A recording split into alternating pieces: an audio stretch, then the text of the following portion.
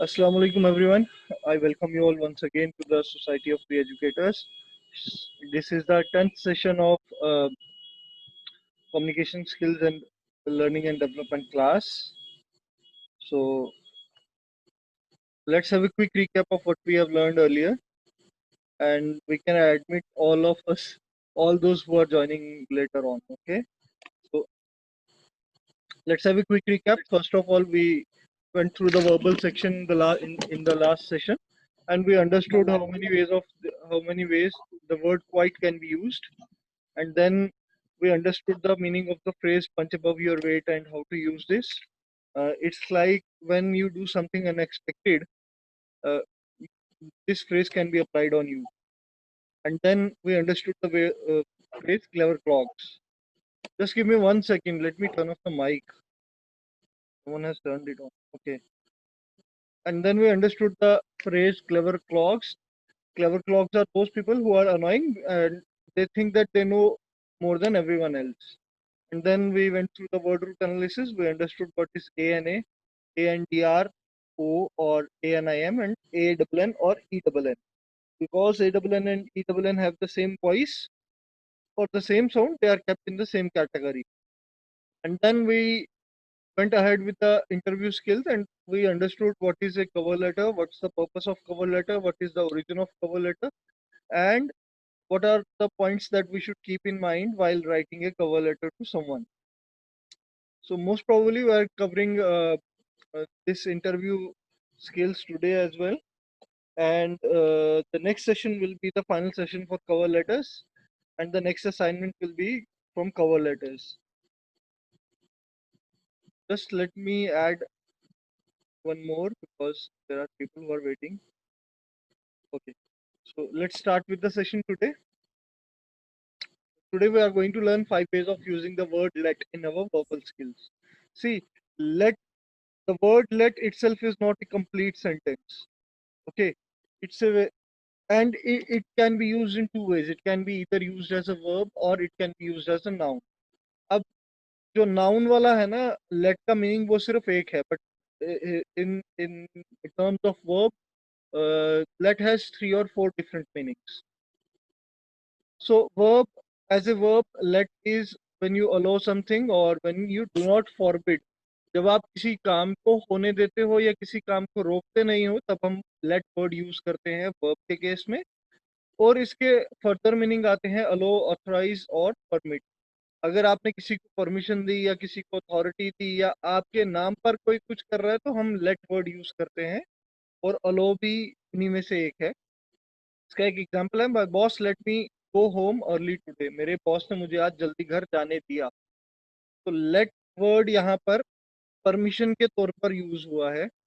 वैसे ही अगर मैं ऐसे लिखता कि my father let me drive this car today, तो मेरे फादर ने मुझे ऑथराइज किया कि आज मैं ये गाड़ी चला सकता हूँ, या अलो किया मैं ये आज गाड़ी चला सकता हूँ. और वैसे इसका नाउन वाला पार्ट हम देखते हैं. नाउन वाले पार्ट में क्या है, a period during which A room और प्रॉपर्टी इज रेंटेड. देखो, लेट नाउन के केस में सिर्फ एक ही जगह यूज होता है, वो होता है जब आपने कोई, उस वक्त को लेट कहा जाता है जिस वक्त के लिए कोई प्रॉपर्टी, कोई रूम, कोई फ्लैट किराए पे लिया जाए. इसका एक एग्जांपल है, I have taken an annual let on the flat. मैंने पूरे साल के लिए फ्लैट को किराए पर लिया है. तो यहाँ पर लेट जो है वो एक प्रोसेस ऑफ रेंटिंग का नाम है. ओके, तो देखते हैं इसका फर्स्ट यूज क्या है. टू इंट्रोड्यूस एन आइडिया और मेक ए सजेशन. देखो, कोई आइडिया आपने देना है किसी को या कोई सजेशन देनी है तो हम लेट वर्ड यूज करते हैं. एज इसका एग्जांपल देखते हैं अभी. Let's go for a party. यहाँ पर जो लेट है वो आइडिया की तरह यूज हो रहा है. Let's go for a party, चलो पार्टी करने चलते हैं. तो ये एक आइडिया है. As a suggestion, let's let me try to fix this machine, I am experienced. मैं मुझे ये मशीन ठीक करने दीजिए, मैं एक्सपीरियंस्ड हूँ, मुझे एक ट्राई दीजिए इस मशीन को ठीक करने की. तो यहाँ पर जो लेट है वो सजेशन है. So any of you have any question or any confusion between an idea and a suggestion, or we can move ahead? Okay, we shall go further. The second way we can use the word let is when we give permission to someone. जब हम किसी को कोई काम करने की अनुमति या आज्ञा देते हैं तो उस टाइम हम लेट वर्ड यूज करते हैं। देखो, इंग्लिश में परमिशन और ऑर्डर लगभग सेम है। हिंदी में अनुमति और आज्ञा में बहुत फर्क है। आज्ञा is when you order something to someone, and permission is when you allow somebody to do something। तो why won't you let me wear your hat? तो मुझे अपनी टोपी क्यों नहीं पहनने दे रहे? So this is just give me 1 second.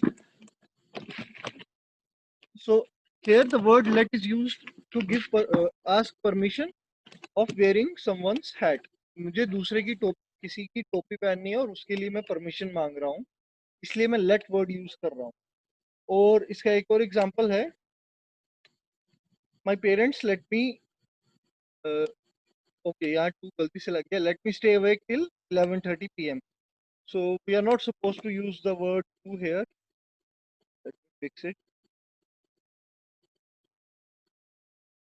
No, we are supposed to use the word to। देखो, let to जो है ये परमिशन के तौर पे यूज होता है। मेरे पेरेंट्स ने मुझे परमिट किया है कि मैं 11:30 बजे तक जाग सकता हूँ, तो इसका ये मीनिंग है। Let's go with the third use of the word let. Let can be use to hire और rent. It is usually used in conjunction with property. देखो, जब भी मैंने कहा था ना, लेट का जो नाउन वाला मीनिंग है वो एक ही है। वो है कि जब आप अपनी प्रॉपर्टी, फ्लैट या कोई होटल या कोई रूम किराए पर लेते हो या देते हो, अब उस केस में जब भी लेट वर्ड यूज होएगा तो उसके साथ प्रॉपर्टी का नाम जरूर आएगा। इसी को हम कहते हैं used in conjunction with property. इसका एग्जांपल देखो, I have some office space to let in the heart of the city. मेरे पास थोड़ा ऑफिस स्पेस है सिटी के बीचों बीच देने, किराए पर देने के लिए। ठीक है, I have some office space, मेरे पास थोड़ा ऑफिस का जगह है ऑफिस की, in the heart of city, city के बीचों बीच, टू लेट, किराए पर देने के लिए। सेकेंड एग्जाम्पल इसका देखते हैं हम। The second example is, I have a room to let in my flat. मेरे पास एक कमरा है अपने फ्लैट में जिसको मैं किराए पे दे सकता हूँ, या मेरे पास किराए पर देने के लिए एक कमरा है मेरे फ्लैट में। So I hope this is clear,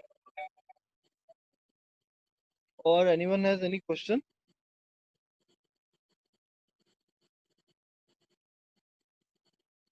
Okay, let's go with the other use of the word let। Let can also be used as a polite way to offer help। देखो, हेल्प करने की जो permission है ना, help मांगने की नहीं, help करने की। You are offering help to someone, then you can use the word let. You are not asking for help, you are offering help to someone. आप किसी से हेल्प मांग नहीं रहे हो, आप किसी को हेल्प करने की कोशिश कर रहे हो, और उसका एक पोलाइट तरीका है लेट वर्ड यूज करने का। इसका हम एग्जांपल देखते हैं। Let me carry your bag, मुझे अपना बैग उठाने दीजिए। यहाँ पर लेट है, ये एक बहुत पोलाइट वे है किसी को हेल्प करने का, कि भाई सामने वाले से उसका बैग नहीं उठाया जा रहा, आप देख रहे हो, और यू कैन टेल हिम और you can ask him let me carry your bag. And the other example is let me explain what I mean. मुझे एक्सप्लेन करने का मौका दो जो मैंने कहा। अब जो एक्सप्लेन है ना, ये हमेशा हेल्प होती है दूसरे को। इसके बारे में हम नॉन वर्बल स्किल्स में पढ़ेंगे कि एक्सप्लेनेशन कैसे हेल्प होती है किसी दूसरे बंदे को। Why is it not a work from your side और work from your side, rather it's a help to someone else who is listening to you.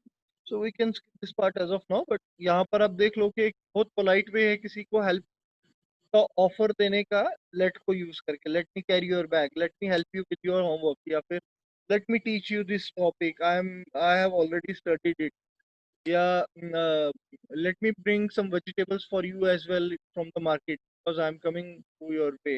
मैं आपके रास्ते से आ रहा हूँ और बाजार से होते हुए आ रहा हूँ, मैं आपके लिए कुछ सब्जी ला ला सकता हूँ, या लाने दीजिए मुझे अपने लिए कुछ सब्जी, मैं आपके घर से होता हुआ जाऊँ।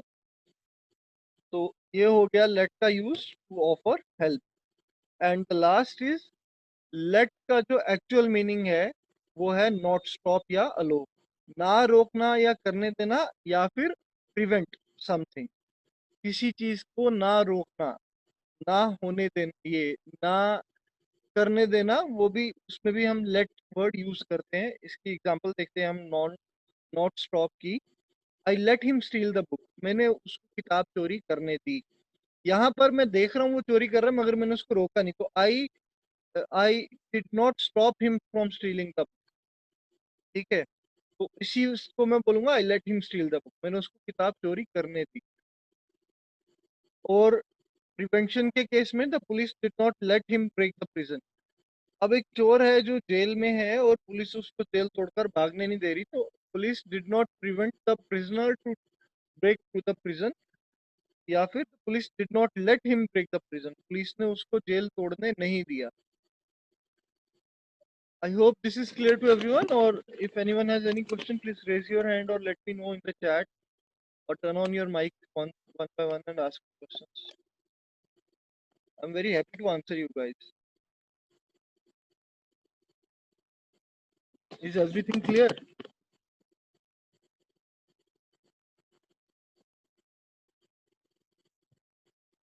Okay, let's go to the next section. Daily lessons. Look at this picture. What is it? This is an email. This symbol is for email. और अब आजकल email word यूज नहीं किया जाता, आजकल word यूज किया जाता है ping, and ping is a very informal way of telling someone that I have messaged you or I have emailed you or I have texted you। मैंने आपको message किया है, मैंने आपको ईमेल की है, या मैंने आपको व्हाट्सएप पर कुछ लिखा है, या मैंने आपको फोटो सेंड किए हैं, या मैंने आपको कोई लिंक सेंड किया है, हम उसके लिए पिंग वर्ड यूज करते हैं। और ये इनफॉर्मल वे है जो आजकल हर ऑफिस हर जगह यूज होता है। तो और इसकी इस वर्ड का ओरिजिन क्या है? It's a very sharp sound from A microwave when food is ready. जब माइक्रोवेव में खाना तैयार हो जाता है तो एक बड़ी शार्प सी पिंग की आवाज आती है। यही जो पिंग की आवाज है, इसी के लिए हमने ये वर्ड बना लिया है पिंग, जिसका मीनिंग है the informal way of describing sending an email और टेक्स्ट मैसेज। किसी को एक आपने ईमेल किया है और उस उसको बताना आपने कि आपने उसको ईमेल किया या टेक्स्ट मैसेज किया, तो आप उसको बोलेगा आई पिंग यू, या I just ping you on an email, या on WhatsApp, on text, on Telegram, जो भी आप मोड यूज करते हो। इसकी एग्जांपल देखते हैं।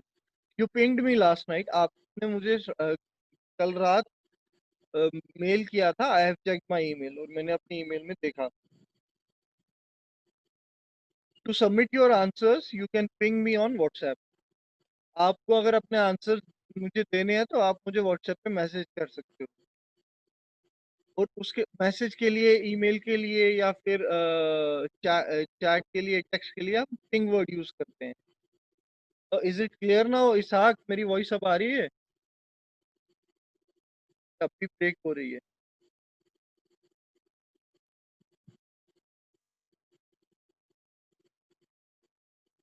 Okay, thank you Ishaq. Let's move to the third example. Nowadays, no one no one pings on SMS. Everyone uses internet. अब आजकल के ज़माने में कोई भी SMS पे मैसेज या टेक्स्ट नहीं करता, सब लोग इंटरनेट यूज करते हैं। तो यहाँ पर आपको पिंग वर्ड की तीनों इस्तेमाल समझ आ गए। पहले में पिंग जो था वो ईमेल के लिए इस्तेमाल हुआ, दूसरे में पिंग व्हाट्सएप के लिए इस्तेमाल हुआ, और तीसरे में पिंग एसएमएस के लिए इस्तेमाल हुआ, टेक्स्ट के लिए इस्तेमाल हुआ। तो पिंग जो है ये एक बहुत इनफॉर्मल वे है, मगर ये बहुत पॉपुलर वे है आजकल। अब इवन एग्जीक्यूटिव लेवल पर भी पिंग वर्ड यूज होता है, और ये प्रोफेशनली यूज होता है। मतलब इसमें कोई बुरी बात नहीं है, कुछ लो फील करने वाला नहीं है। Ping word is for everyone. Just give me 1 second. I think someone has turned off the mic. Okay. Let's go to the next word. See this picture and try to understand the scenario. इस picture को पूरा देखो और समझो क्या हो रहा है। इन दोनों के बीच में कुछ चल रहा है, और ये कुछ पूछना चाहती है, मगर इसने इशारा उसको किया कि रुक जाओ, और इसने कहा है ठीक है मैं वेट कर लेती हूँ, एक बार तुम दोनों सेटल हो जाओ, फिर मैं कुछ बोलूंगी या पूछूंगी। तो ये जो सिचुएशन होती है ना, where you wait for situation to get clear, or you wait for everything to settle down, everything to get calm and quiet, and then you do your work, इसी के बारे में आज हम पढ़ेंगे। The first and foremost thing is waiting. यहाँ पर ये लेडी वेट कर रही है और ये भी वेट कर रहा है कि कब ये लेडी इसको फ्री कर देगी। ये वाली, तो इन दोनों के बीच में कोई डिस्कशन चल रही है, आर्ग्यूमेंट चल रहा है, ये कुछ पूछना चाहती है मगर ये उसको इशारे से बता रही है। इसने भी कहा रुक जाओ, इसने भी मान लिया कि हाँ ठीक है रुक जाती हूँ, तुम दोनों का आर्ग्यूमेंट खत्म हो जाएगा, then I can ask you. इसको हम बोलते हैं लेट द डस्ट सेटल। ठीक है। धूल मिट्टी को बैठने दो, धूल बैठने दो, उर्दू में इसको कहेंगे, पंजाबी में कहते हैं झग पै पै लैन दो, और हिंदी में कहते हैं इसको आई डोंट नो हिंदी में क्या कहते हैं, पंजाबी में कहते हैं झग पहन दो, और उर्दू में इसको कहते हैं कि धूल को बैठने दो या मिट्टी को बैठने दो और फिर अपना काम करो, इंतजार कर लो, सब्र कर लो थोड़ा। तो इसका मीनिंग क्या होता है? Wait for the situation to calm down. Situation ठंडा होने का, काम होने का जब आप वेट करते हो, हम उस चीज के लिए फ्रेज यूज करते हैं लेट द डस्ट सेटल। इसका एक एग्जांपल देखते हैं। I will give you a call once I am done with moving to the new house. मैं तुम्हें फोन करूंगा जब मेरा नए घर जाने का सारा काम धाम खत्म हो जाएगा। Let the dust settle down, थोड़ा सा सब्र कर लो, या मिट्टी बैठने दो थोड़ी। सबको ये एग्जांपल समझ आया? और एनीवन हैज एनी क्वेश्चन? देखो एग्जांपल बहुत सिंपल है। आई will give you a call once I am done with the moving to the new once I am done with moving to the new house। एक बार मुझे नए घर में जाने का काम खत्म करने दो, फिर मैं तुम्हें कॉल करूंगा, फिर कॉल करूंगी, थोड़ा सा सब्र कर लो, लेट द डस्ट सेटल। अब इसी का एक और हम यूज देखते हैं। Let us see another use. अब पहले वाले में सब्र था, दूसरे वाले में क्या इसका यूज आएगा? Raj and Mary had an argument yesterday. कल राज और मैरी के बीच में बहस हो गई। I waited for the dust to settle down. मैंने इंतजार किया कि कब उन दोनों में सिचुएशन थोड़ी ठीक हो जाए, कब उनका दोनों वो ठंडे हो जाएं। And asked both of them to go for a coffee and we are friends again. और एक बार उन दोनों का गुस्सा ठंडा हो गया, फिर मैंने उन दोनों को कॉफी पे बुलाया और हम तीनों फिर से दोस्त हैं। तो लेट द डस्ट सेटल का एक तो मीनिंग है सब्र करना या सब्र कर लो, और दूसरा मीनिंग है सिचुएशन ठंडी होने देना। इसका जो ज्यादा पॉपुलर यूज है वो ये वाला है। Raj and Mary had an argument yesterday I waited for the dust to settle down and asked both of them for a coffee and we are friends again. इस कॉन्टेक्स्ट में जो यूज है ना इसका, वो है कि मैंने उन दोनों का गुस्सा ठंडा होने दिया और फिर एक बार जब सिचुएशन ठीक हुई फिर मैंने उन दोनों को कॉफी पिलाया। Anyone has any question regarding this और शैल वी मूव ऑन?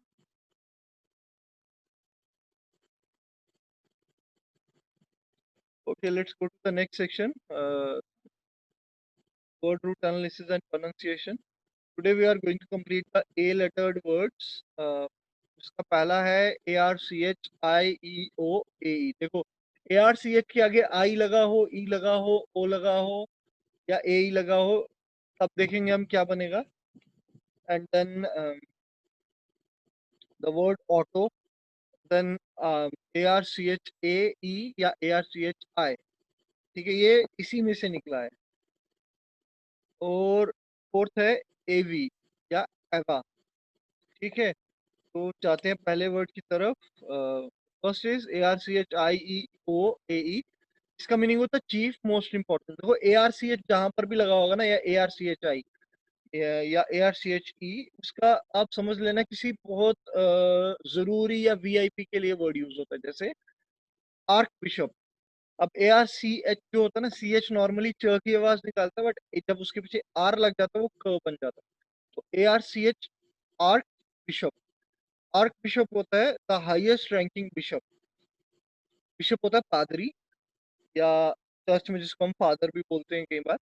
तो एक ऐसा फादर जिसका रैंक बहुत ऊंचा है, जैसे मुस्लिम्स में मुफ्ती हो गया, हिंदूज में राजपुरोहित हो गया, क्रिश्चियंस में आर्क आर्क बिशप होता है। और वैसे ही एक है arch enemy, ARCHENEMY। Arch enemy हो गया सबसे बड़ा दुश्मन, चीफ और worst enemy. Anyone has any question? Okay, let's go to the word auto. Auto का मीनिंग देखो, बहुत सारे लोगों को मिसकंसेप्शन होता है कि ऑटो का मतलब होता है गाड़ी, जबकि ऑटो का एक्चुअल मीनिंग होता है सेल्फ, सेम या वन। ऑटोबॉट पहले प्रोटोटाइप को कहा जाता है, पहला रोबोट अगर आपने सुना है उसको हम ऑटोबॉट बोलेंगे। अ, वैसे ही ऑटो का मतलब अपने आप भी होता है या फिर सेम भी होता है। तो फर्स्ट वर्ड इज ऑटोक्रेट। अब ऑटोक्रेट क्या होता है? ऑटोक्रेट एक वो इंसान होता है जो एब्सोल्यूट पावर में हो और वो हुकूमत भी करता हो। जैसे जो चाइना का प्रेसिडेंट है वो एक ऑटोक्रेट है, although that's an imperialistic society, but he is an autocrat. Then we have the other word is autograph. अब मैंने कहा था ना ऑटो का मतलब सेल्फ होता है, तो autograph is a signature owned by you.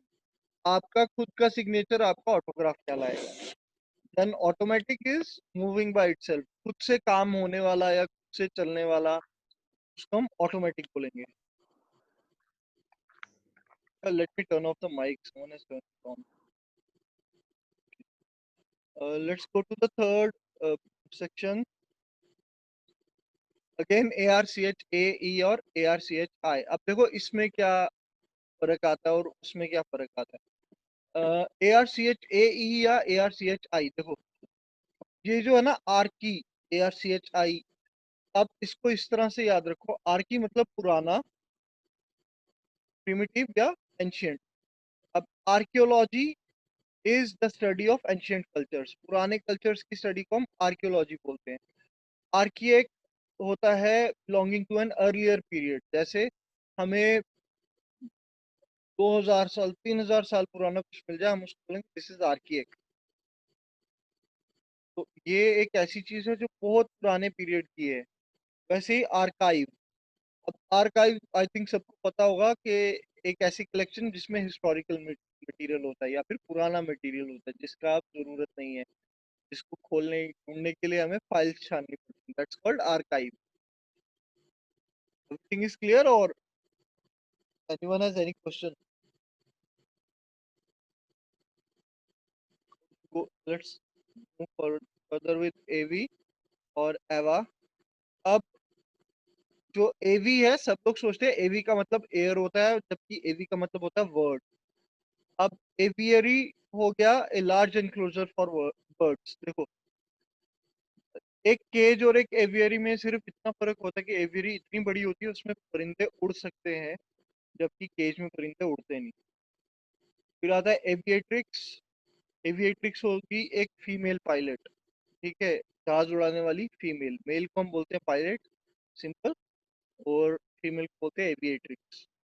फिर आता है एविएशन। एविएशन होता है आर्ट ऑफ डिजाइनिंग और ऑपरेटिंग एन एयरक्राफ्ट। बहुत सारे लोगों को इसमें भी कंफ्यूजन है, वो सोचते हैं कि aviation is just operating an aircraft, whereas aviation is also the designing of an aircraft. So anyone has any question? Someone has no one has any question regarding these four words. Okay, today we are done with the A, and tomorrow, from now onwards we'll move to B. Okay, let's go to the grammar section now. I have given you an assignment. मैंने WhatsApp पर आप सबको एक group में मैंने assignment दिया था। Those who have not completed, please complete it. There are 3 channels through which you can reach me. जिन्होंने मुझे सेंड कर दी है, I'll start reviewing those from tomorrow. Because अगर मैं आज रिव्यू करके दे दूंगा किसी को तो रात तक सबको मिल जाएगा। So it's better I'll start doing it tomorrow. Please complete the assignment. It's for you. The certificate will be issued to only those who will complete the assignments. Okay. So जिसने भी नहीं किया है, he can just email me the assignment or he can put the channel link and he can put the answers of assignment in the comments, or he or she can just WhatsApp me on this number 8283962490, and we can review it privately or in the session if you want. There is one guy who has already submitted me the assignment and he wants it to be reviewed in the session. So let's move on. In coming to the interview skills, we understood what's a cover letter, what is the purpose of cover letter, and what was the story of origin of cover letter. Cover letter क्या होता है? कोई भी ऐसा तरीका जिससे आप खुद को इंट्रोड्यूस करते हो। उसको हम कवर लेटर कहते हैं। इसका पर्पस क्या था? आपका इंट्रोडक्शन। पहले जमाने में ईमेल नहीं थी, इंटरनेट नहीं था, रिज्यूमे के साथ कवर लेटर एक अलग से पर्चा लगा के देना पड़ता था, जिसमें आप अपनी डिटेल्स देते थे और ये बताते थे कि आप किस जॉब के लिए अप्लाई कर रहे हो, आप हो कौन, कहाँ से आए हो, कितना एक्सपीरियंस है। तो दैट्स कवर लेटर, और इसका पर्पस भी यही है, आपका इंट्रोडक्शन। और फिर हमने देखा था कि क्या चीजें माइंड में रखनी है before writing a cover letter, कि टाइम की पाबंदी होगी सामने वाले को, so we shall keep the cover letter short. Cover letter एक पेज में हो तो बहुत बेहतर है। See, cover letters can be more than one page, but ideally it should be in one page. Cover letter एक पेज में होना बहुत जरूरी है। हाँ, ये एक पेज से ऊपर भी हो सकता है, लेकिन जरूरी इसका एक पेज में होना है। ठीक है, कि जो आपका कवर लेटर पढ़ेगा उसके पास टाइम ही नहीं होता है इतना, दैट्स वाई वो आपको कवर लेटर लिखने के लिए बोलता है, उसके पास पूरा रिज्यूमे पढ़ने का टाइम नहीं होता। तो आज हम देखेंगे कि कवर लेटर के कंपोनेंट्स क्या होते हैं। तो इसका पहला कंपोनेंट होता है आपका इंट्रोडक्शन। दूसरा कंपोनेंट होता है कि आप किस तरह की जॉब ढूंढ रहे हो, या कौन सी जॉब ढूंढ रहे हो, या किस जॉब पे अप्लाई किया है। और तीसरा कंपोनेंट इसका होता है कि क्या क्या आपकी स्किल्स है और क्या एक्सपीरियंस है जो इस जॉब के रिक्वायरमेंट को मैच करती हैं। ठीक। और फोर्थ इज एक फिनिशिंग कॉल होती है जो कि आपका इंटरव्यू या मीटिंग शेड्यूल करवाएगी। अब ये फोर्थ पार्ट ना बहुत इंपॉर्टेंट है, लोग फोर्थ पार्ट को हमेशा मिस करते हैं। मैंने बहुत सारे कवर लेटर्स देखे जिसमें फिनिशिंग कॉल है ही नहीं, या कॉल टू एक्शन उसमें होता ही नहीं है। सो एवरीवन इज क्लियर कि कवर लेटर के क्या कंपोनेंट्स होते हैं। देखो, कवर लेटर में आपका इंट्रोडक्शन होता है फर्स्ट पार्ट में। सेकंड पार्ट में आपका स्किल सेट होता है जो कि जॉब के साथ मैच कर रहा हो, और या फिर उसमें ये इंफॉर्मेशन होती है कि आपने किस जॉब में जॉब के लिए अप्लाई किया है। और फाइनल जो होता है वो होता है आपका कॉल टू एक्शन, कि आप चाहते क्या हो, आप इंटरव्यू चाहते हो, मीटिंग चाहते हो, या आप एक ऑनलाइन इवैल्यूएशन प्रोसेस चाहते हो। ठीक। Let me know if anyone has any question regarding this, then we can move further with the basics and other things of the cover letter. See, this is the last time I am giving you information about cover letter. और इसके बाद वाला जो session होएगा उसके अंदर हम cover letters बनाएंगे। Next session will be totally dedicated cover letters. ठीक है, उसमें हम ग्रामर और प्रोनाउंसिएशन वगैरह डेली लेसन्स नहीं पढ़ेंगे, उसमें हम सिर्फ कवर लेटर्स पढ़ेंगे। कितने टाइप के कवर लेटर होते हैं, क्या अप्रोचेज हैं इसकी, और किस सिचुएशन में कौन सा यूज करना। So I think everyone is clear. There are four components of cover letter. First is your introduction. Second is mention the job you are searching or looking for. The third is show that your skills and experience match the skills and experience required for the job.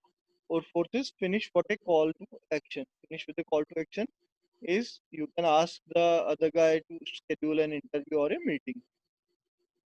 So let's come to the header of cover letter. अब cover letter का जो header होता है, top होता है, उसमें क्या क्या होता है? उसमें आपका नाम होता है, your name, your phone number, your email address, किस डेट को आपने कवर लेटर लिखा, या किस डेट को आप कवर लेटर सामने वाले को दे रहे हो।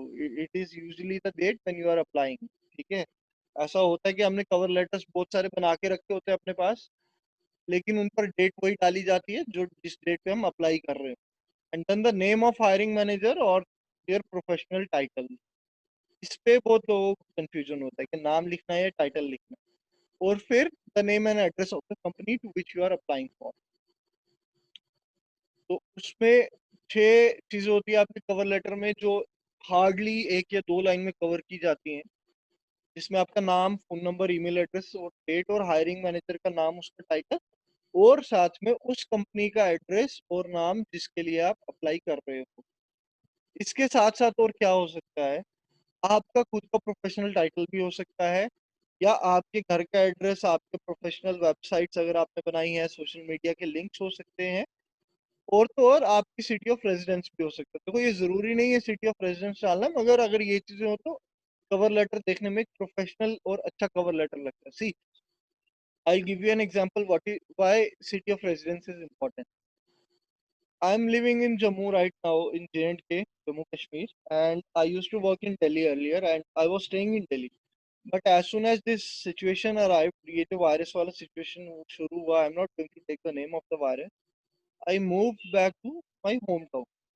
और अब जब भी मैं किसी को जॉब के लिए अप्लाई करूंगा, मैं उसमें सिटी ऑफ रेजिडेंस और अपना परमानेंट एड्रेस डालूंगा। जबकि जब मैं दिल्ली में था, मैं सिटी ऑफ रेजिडेंस नहीं डालता था, उसमें सिर्फ मेरा प्रेजेंट एड्रेस होता था। तो इसलिए सिटी ऑफ रेजिडेंस इंपॉर्टेंट है। So everyone is clear about the header of cover letter, or anyone has any question? Okay, let's go ahead. Opening of cover letter. अब देखो शुरू कैसे करना है कवर लेटर लिखना। इसकी बहुत सारी अप्रोचेज हैं। एक पहली चीज है कि कवर लेटर में आपकी सैल्यूटेशंस या ग्रीटिंग्स जरूर होनी चाहिए, क्योंकि ये पहली चीज है जो हायरिंग जो कर रहा है वो पढ़ेगा। ठीक है, वो सबसे पहले ऊपर देखेगा डियर सर, डियर मैम या डियर हायरिंग मैनेजर, या उनका नाम लिखा है क्या लिखा है, वो ढूंढेगा उसको। सबसे पहले उसी पे आंख जाएगी, उसकी नजर उसी पे जाएगी। So if you know the name of the one who is hiring, अगर आपको नाम मालूम है कि कौन हायर कर रहा है, तो आप उसका नाम यूज कर सकते हो। जैसे एग्जांपल के तौर पे dear Catherine, dear Julie, dear Mr Khan, dear Miss Jones या डियर मिसेस विल्स। अब एक इसमें कैच है। कैच ये है कि मैं प्रेफर करता हूँ सीधा नाम लेना। अब देखो पहली चीज तो इसमें ये नोट करो कि मैंने मिस्टर, मिस या मिसिस सर नेम्स के साथ लगाया है, फर्स्ट नेम्स के साथ नहीं लगाया है। और ये इसका फॉर्मेट है। आप मिस्टर, मिस या मिसिस सर नेम के साथ लगाते हो, फर्स्ट नेम के साथ नहीं लगाते। Nobody is going to call me Mr Ahmed, please come here. मुझे कोई भी मिस्टर अहमद नहीं बोलेगा। मुझे जब भी मिस्टर लगाकर बोलेंगे तो मिस्टर खान बोलेंगे। ठीक है। तो और अगर अहमद बोलेंगे तो मेरा सीधा नाम लेंगे। ये प्रोफेशनलिज्म है, एक फॉर्मल वे ऑफ राइटिंग और स्पीकिंग या वर्बल स्किल्स का एक फॉर्मल वे है। देखो, और फर्स्ट नेम यूज करने का फायदा ये होता है कि आपको नहीं मालूम है कि अगर सामने वाला बंदा वो मैरिड है या नहीं है। अगर married, let's say the lady who is hiring is married and you somehow mistakenly use dear miss Wills, क्या इंप्रेशन पड़ेगा? So it's better you either use the first name और you use the surname with proper knowledge. आपको पता होना चाहिए कि कौन higher कर रहा है। और इसके अगर आपको नाम नहीं पता है, इसका एक और तरीका है। या फिर अगर आप नाम नहीं यूज करना चाहते हो, तो आप उस बंदे का प्रोफेशनल टाइटल लिख सकते हो, डियर हायरिंग मैनेजर, या फिर डियर टेरिटरी टीम लीडर या टीम मैनेजर, या फिर डियर चीफ मेडिकल ऑफिसर, या फिर डियर एबीसी टीम। कई बार टीम्स हायर करती हैं तो आप सीधा टीम का नाम भी लिख सकते हो। अगर वो भी नहीं है तो आप सीधा लिख सकते हो to whom it may concern, ये किसके लिए लिखा जा रहा है। ठीक है, ये समझ आया सबको? और anyone has any question?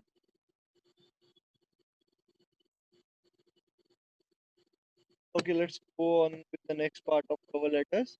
Approach क्या होती है कवर लेटर की, इसको लिखा कैसे जाता है? देखो, दो तरह से इसको लिखा जाता है। एक होता है 3 पैराग्राफ अप्रोच, जिसमें 3 या 3 से ज्यादा पैराग्राफ हो सकते हैं या 3 से कम भी हो सकते हैं, मगर उसमें पैराग्राफ लिखे जाते हैं। और एक होता है कवर लेटर को सिर्फ 4 लाइन में खत्म करना। और मेरे को ये 4 लाइन अप्रोच बेटर लगती है as compared to 3 paragraph approach. Because 4 line approach में आपका टाइम बहुत कम लगता है और सामने पढ़ने वाले को भी बहुत क्लैरिटी रहती है कि उसको क्या चीज कहाँ देखनी है रिज्यूमे में। मैंने आपको पहले भी बताया था ना कि the guy who is hiring will never read your full resume. जो बंदा हायर कर रहा है वो आपका पूरा रिज्यूमे नहीं पढ़ेगा, वो सिर्फ कुछ पॉइंट्स ढूंढेगा उनमें। अगर वो पॉइंट्स मैच करते होंगे जॉब डिस्क्रिप्शन के साथ तो वो आपका इंटरव्यू शेड्यूल करेगा, अदरवाइज वो आपका इंटरव्यू शेड्यूल ही नहीं करेगा आपको। वो he will move on with some other guy, he will never see your resume again। तो कवर लेटर बहुत अच्छे से दिखा सकता है 4 लाइन अप्रोच में कि कहाँ पर देखना है आपने रिज्यूमे में। जबकि 3 पैराग्राफ अप्रोच जो है ये थोड़ा डिटेल्ड है। ये रिज्यूमे के अंदर नहीं ले जाएगा बंदे को, हायरिंग वाले को, लेकिन ये रिज्यूमे के अंदर जो कुछ लिखा है उसका आइडिया आपको बाहर ही दे देगा।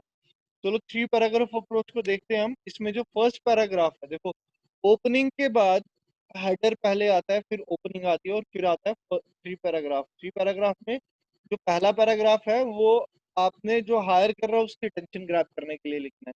आपने कुछ ऐसा लिखना है कि वो आपका कवर लेटर आगे पढ़ना शुरू कर दे।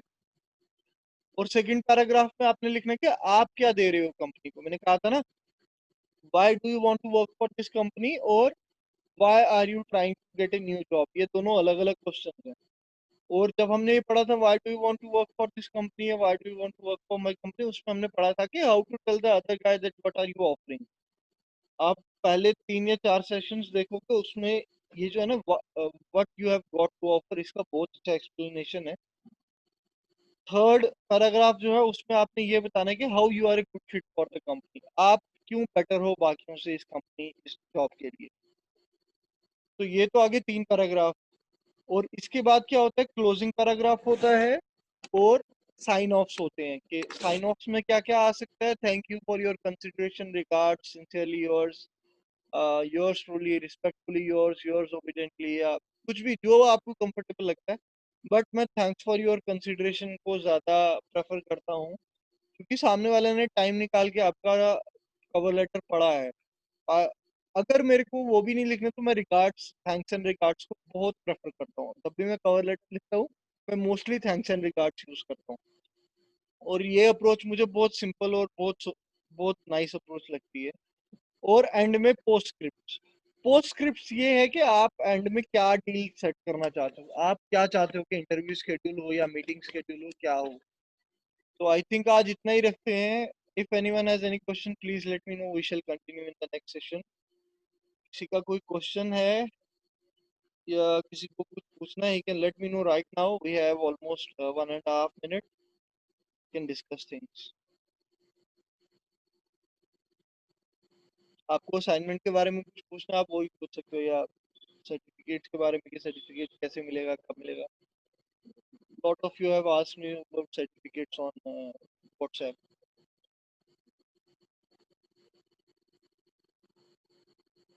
No one has any question. Okay, I hope every one of you have enjoyed this session and you have learned a lot. And I also have learned a lot. Thank you guys. You have been a very wonderful audience today. Bye bye. I'll see you later. Bye.